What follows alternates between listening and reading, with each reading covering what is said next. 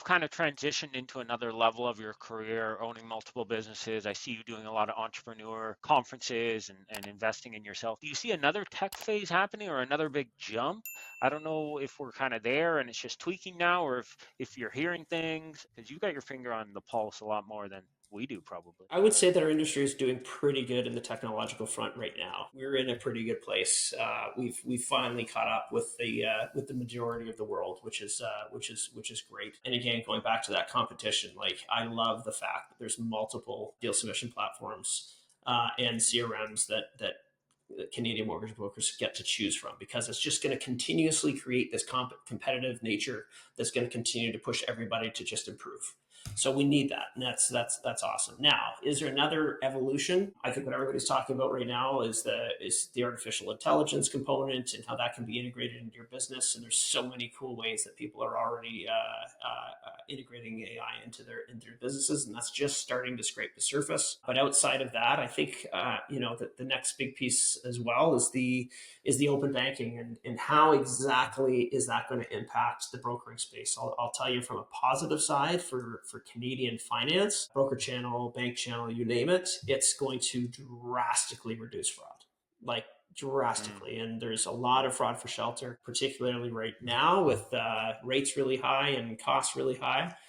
So you have to have additional processes in place to try to catch it. But unfortunately, when desperation hits, desperate people will do desperate things and do what they can to try to get it into a home. So I think it's going to have a really, really positive impact on the business. It's also going to speed things up, which is something that everybody wants.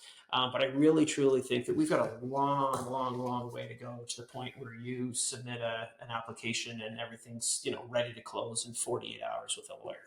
Like that's the pinnacle, right? That's where people would like, oh, I would like that, let's do it right away. I'm like, yeah, but it's a mortgage. Like it doesn't have to be done in 48 hours from one perspective. That's a whole other tangent I could go down. But on the other side, yeah, there's this race towards speed, towards simplicity, towards I want to order a mortgage like I order a Uber Eats. Domino's Like pizza, that's Uber Eats, right. yeah. Like I want it that easy. I'm like, well, you know what? Sometimes things have to be a little bit harder.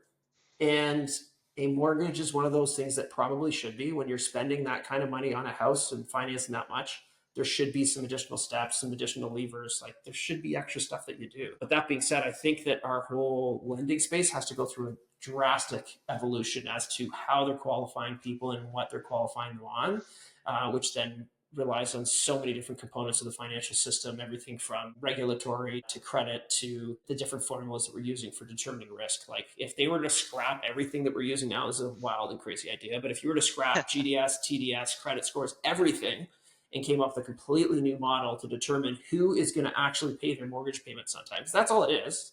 Yep. It's who is going to pay their mortgage on time. End of story. If you can prove to me that you're going to pay your mortgage on time, I'll give you financing. Yep. That's what the banks do. It's what all our lenders do, our monolines, our credit unions, our trusts. Like that's what it's all about. So that's always fun to think about. What if you scrapped everything? How would we evaluate somebody for a mortgage loan? And how can we do it so it's pretty much instantaneous? Oh, we got a ways to go. Yeah, we got a ways to go, and I think that it's a little bit on the you touched on it a little bit there on the regulatory side, right? I think that there's always that component, and I think that it's always that balance. And I think, especially with something like open banking, that's what it's kind of coming against, right? Is the regulations in place of allowing it or disallowing it. And I think that, for better for worse, and I know that you have some international experience, Doug. You've looked at different countries and different things, and I think it's no different anywhere you go. It's just kind of different flavors of the same. Whereas, a lot of the regulation determines these types of things that you're describing. And so I think it's smart for people who are interested in seeing where technology is going. I think it's useful for them to really understand the regulation. Like people think those are two different worlds, and in a sense they are, sure, but they overlap pretty soon. And I think we even know some startups like Snap NOA and Chad over there that, he was a tech startup that ran into some of these regulations. And so,